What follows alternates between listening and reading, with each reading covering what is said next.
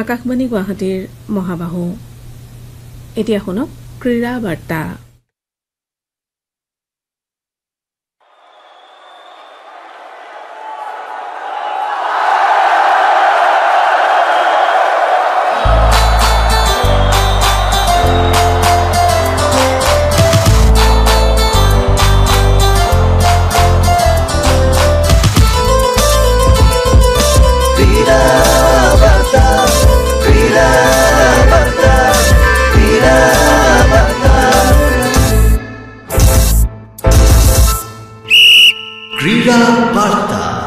নমস্কাৰ। ক্ৰীড়া ক্ষেত্ৰৰ শেহতীয়া বা-বাতৰিৰে সমৃদ্ধ আকাশবাণী গুৱাহাটী কেন্দ্ৰৰ বাতৰি বিভাগৰ সাপ্তাহিক ক্ৰীড়া বাৰ্তাৰ সৈতে মই অনুজা লোপামুদ্ৰা। কালি নিশাৰে পৰা দেশৰ ক্ৰিকেট অনুৰাগীসকলৰ অপাৰ আনন্দৰ কাৰণ হৈ ৰোৱা চেম্পিয়ন্ছ ট্ৰফীৰ কথাৰে ক্ৰীড়া বাৰ্তা আৰম্ভ কৰোঁ। ICC চেম্পিয়ন্ছ ট্ৰফী ক্ৰিকেট প্ৰতিযোগিতাৰ খিতাপ অৰ্জন কৰি ভাৰতে কালি নতুন অভিলেখ ৰচে। ডুবাই আন্তঃৰাষ্ট্ৰীয় ক্ৰিকেট ষ্টেডিয়ামত কালি নিশা নিউজিলেণ্ডক পৰাস্ত কৰি তৃতীয়বাৰলৈ ভাৰতে এই খিতাপ অৰ্জন কৰে।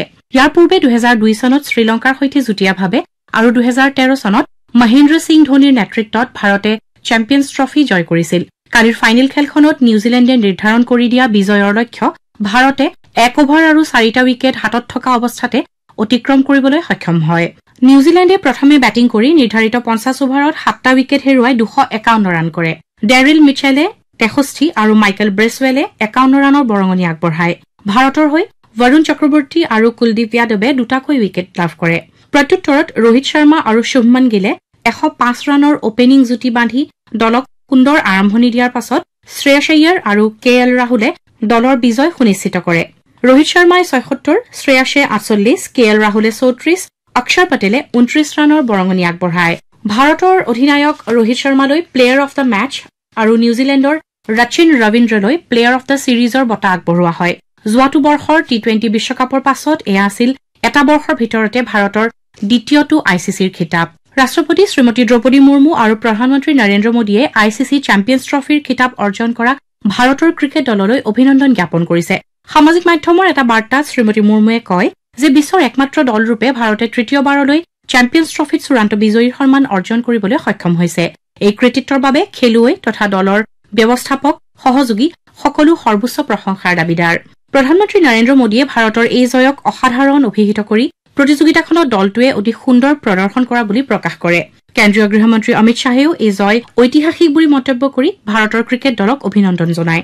ইপিনে বিজেপিৰ ৰাষ্ট্ৰীয় সভাপতি তথা কেন্দ্ৰীয় মন্ত্ৰী JP নাড্ডাৰ লগতে কেন্দ্ৰীয় মন্ত্ৰী অশ্বিনী বৈষ্ণৱ, মনসুখ মাণ্ডাভিয়া, জিতেন্দ্ৰ সিং আৰু উত্তৰ প্ৰদেশৰ মুখ্যমন্ত্ৰী যোগী আদিত্য নাথেও ৰোহিত শৰ্মা নেতৃত্বাধীন চেম্পিয়ন দলটোলৈ অভিনন্দন জ্ঞাপন কৰে। ICC চেম্পিয়ন্ছ ট্ৰফীৰ খিতাপ অৰ্জন কৰি ভাৰতৰ অধিনায়ক ৰোহিত শৰ্মা দেশৰ দ্বিতীয় সফল অধিনায়কত পৰিগণিত হৈছে। ৰোহিতৰ নেতৃত্বতে 9 মাহ পূৰ্বে ভাৰতে 2024 বৰ্ষৰ T20 বিশ্বকাপ জয় কৰিছিল। কালিৰ চেম্পিয়ন্ছ ট্ৰফীৰ ফাইনেল খেলখন 2 বছৰৰো কম সময়ৰ ভিতৰত ভাৰতৰ ক্ৰমাগত চতুৰ্থ ICC টুৰ্ণামেণ্টৰ চূড়ান্ত খেল আছিল।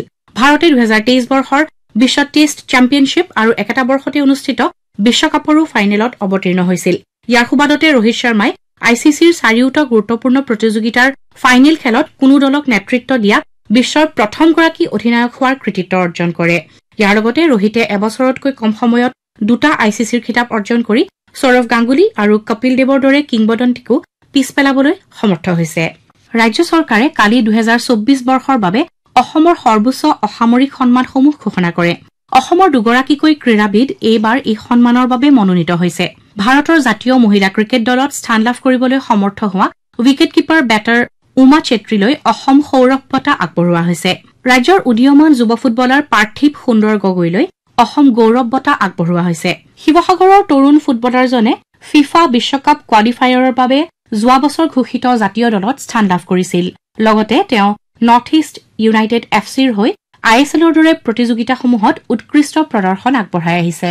বেংগালুৰুত অনুষ্ঠিত ৰাষ্ট্ৰীয় মাষ্টাৰ্ছ এথলেটিক্স চেম্পিয়নশ্বিপত অসমে 35টা সোণ, 31টা ৰূপ আৰু 20টা ব্ৰঞ্জৰ পদক অৰ্জন কৰিছে। 35ৰ পৰা 80 বছৰ বয়সৰ মুঠ 94 জন খেলুৱৈয়ে অসমৰ হৈ প্ৰতিযোগিতাখনত ভাগ লৈছিল।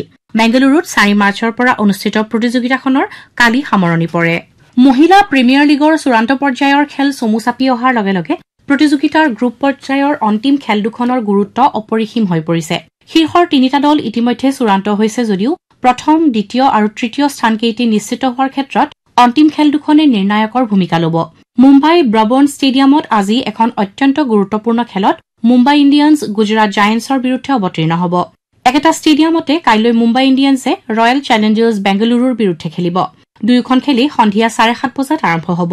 যোৱাবাৰৰ চেম্পিয়ন ৰয়েল চেলেঞ্জাৰ্ছ বেংগালুৰু ইতিমধ্যে চূড়ান্ত পৰ্যায়ৰ দৌৰৰ পৰা বাহিৰ হৈছে যদিও দলটোৱে ফাইনেললৈ পোনপটীয়া প্ৰৱেশৰ প্ৰচেষ্টাত থকা মুম্বাই ইণ্ডিয়ানছৰ হলঠেকত পেলোৱাৰ পূৰ্ণ সম্ভাৱনা আছে। পইণ্ট তালিকাৰ ক্ৰমান্বয়ে দ্বিতীয় আৰু তৃতীয় স্থানত থকা গুজৰাট জায়েণ্টছ আৰু মুম্বাই ইণ্ডিয়ানছৰ মাজৰ আজিৰ খেলখন তীব্ৰ প্ৰতিদ্বন্দ্বিতামূলক হ'ব বুলি ক্ৰিকেটানুৰাগীসকলে আশা প্ৰকাশ কৰিছে। দিল্লী কেপিটেলছ বৰ্তমান পইণ্ট তালিকাৰ শীৰ্ষস্থানত আছে যদিও আজি খেলখনৰ পাছত এই ক্ৰম সলনি হোৱাৰে সম্ভাৱনা অধিক। কাইলৈ খেলখনৰ পাছত তালিকাৰ শীৰ্ষস্থানৰ দলটোৱে পোনপটীয়াকৈ ফাইনেলত প্ৰৱেশ কৰিব। দ্বিতীয় আৰু তৃতীয় স্থানৰ দল দুটাই 13 মাৰ্চত প্লে অফ খেলখনত অংশ ল'ব আৰু বিজয়ী দলটো ফাইনেললৈ অগ্ৰসৰ হ'ব। চূড়ান্ত খেলখন মুম্বাই ব্ৰবৰ্ণ ষ্টেডিয়ামত 15 মাৰ্চত খেলোৱা হ'ব। ডিব্ৰুগড় প্ৰেছ ক্লাবৰ সোণালী জয়ন্তী বৰ্ষ উপলক্ষে আয়োজিত সদৌ অসম প্ৰাইজমানি মিডিয়া বেডমিণ্টন প্ৰতিযোগিতাৰ একক শাখাত বিকিৰণ সোণোৱালে বিজয়ীৰ সন্মান লাভ কৰে। নাহৰকটীয়া প্ৰেছ ক্লাবৰ বিকিৰণ সোণোৱালে ডিব্ৰুগড়ৰ স্বপ্নশ্ৰী গোস্বামীক 15-9, 15-8 পইণ্টৰ পোনপটীয়া ছেটত পৰাজিত কৰি জয়লাভ কৰে। দ্বৈত শাখাত নাহৰকটীয়া প্ৰেছ ক্লাবৰ বিকিৰণ সোণোৱাল আৰু দীপাংকৰ কাকতিয়ে ডিব্ৰুগড়ৰ স্বপ্নশ্ৰী গোস্বামী আৰু সন্তোষ যাদৱক 15-8, 15-10 পোনপটীয়া ছেটত পৰাজিত কৰি বিজয়ীৰ সন্মান লাভ কৰে। মহিলাৰ শাখাত নিউজ লাইভৰ ৰেশ্মা হাইদৰে ND24ৰ প্ৰিয়ংকা সেনাপতিক 11-2, 11-6 পোনপটীয়া ছেটত পৰাস্ত কৰি চেম্পিয়নশ্বিপ অৰ্জন কৰে। কালি জিলা ক্ৰীড়া সন্থাৰ চৌকিডিঙিস্থিত ইণ্ডোৰ ষ্টেডিয়ামত অনুষ্ঠিত পুৰস্কাৰ বিতৰণী অনুষ্ঠানত প্ৰেছ ক্লাবৰ সভাপতি মানসজ্যোতি দত্তই সভাপতিত্ব কৰে। অনুষ্ঠানৰ মুখ্য অতিথি হিচাপে অৰুণাচল প্ৰদেশৰ প্ৰাক্তন মুখ্যমন্ত্ৰী নবাম টুকি, ডিব্ৰুগড় বিশ্ববিদ্যালয়ৰ উপাচাৰ্য ডক্টৰ জিতেন হাজৰিকাকে ধৰি কেইবাগৰাকীও বিশিষ্ট ব্যক্তি উপস্থিত থাকে। কেনিয়াৰ নাইৰবিত অনুষ্ঠিত হ'বলগীয়া উদ্বোধনী বৰ্ষৰ জুনিয়ৰ ৰোল বল বিশ্বকাপৰ ভাৰতীয় দল গঠনৰ বাবে এটি বিশেষ বাছনি শিবিৰৰ আয়োজন কৰা হৈছে। 17 বছৰ অনুৰ্ধৰ এই বাছনি শিবিৰ আজি আৰম্ভ হৈছে আৰু এই শিবিৰ 25 মাৰ্চলৈকে অনুষ্ঠিত হ'ব। তামিলনাডুৰ কয়ম্বটৰত অনুষ্ঠিত এই শিবিৰলৈ অসমৰ 8 গৰাকী খেলুৱৈক আমন্ত্ৰণ জনোৱা হৈছে। ল'ৰাৰ শাখাত অসমৰ পৰা BP হিন্দু, ৰিয়ান আলী আৰু ছোৱালীৰ শাখাত ধনিষ্ঠা কাশ্যপ, নম্ৰতা কৈৰী, শ্ৰীনিকা মজুমদাৰ, মিষ্কা সিংহাল, কৃষ্টি চহৰীয়া আৰু চিয়া সন্থালিয়াক এই শিবিৰলৈ আমন্ত্ৰণ জনোৱা হৈছে বুলি অসম ৰোল বল সন্থাই জানিবলৈ দিছে।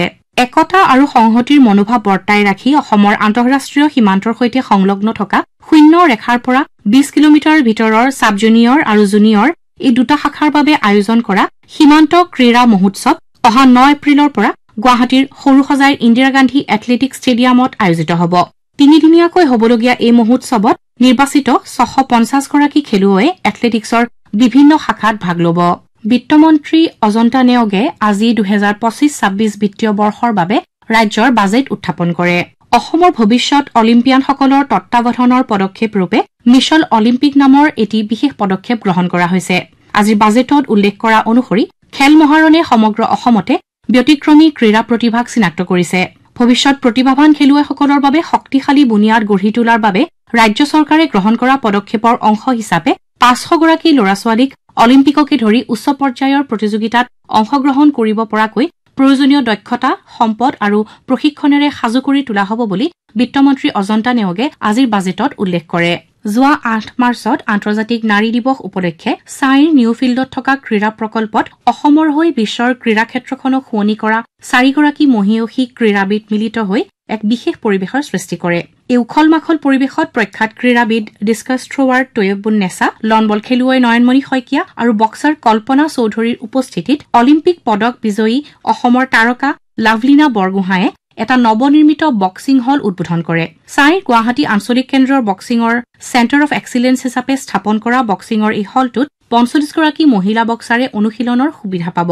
ছাইৰ কাৰ্যবাহী সঞ্চালক DK মিত্তালে অংশগ্ৰহণ কৰা অনুষ্ঠানত 4 গৰাকী ক্ৰীড়াবিদকে সম্বৰ্ধনা জনোৱা হয়। আকাশবাণী গুৱাহাটী কেন্দ্ৰৰ বাতৰি বিভাগৰ সাপ্তাহিক ক্ৰীড়া বাৰ্তাৰ আজিলৈ ইমানতে অন্ত পৰিল। সংকলন কৰিলে ৰাজীৱ লোচন বৰঠাকুৰ আৰু অনুজা লোপামুদ্ৰাই। সহযোগিতা আগবঢ়ালে অপূৰ্ব মালিয়ে। পৰৱৰ্তী ক্ৰীড়া বাৰ্তা অহা সোমবাৰে এই একেই সময়তে শুনিবলৈ পাব। নমস্কাৰ।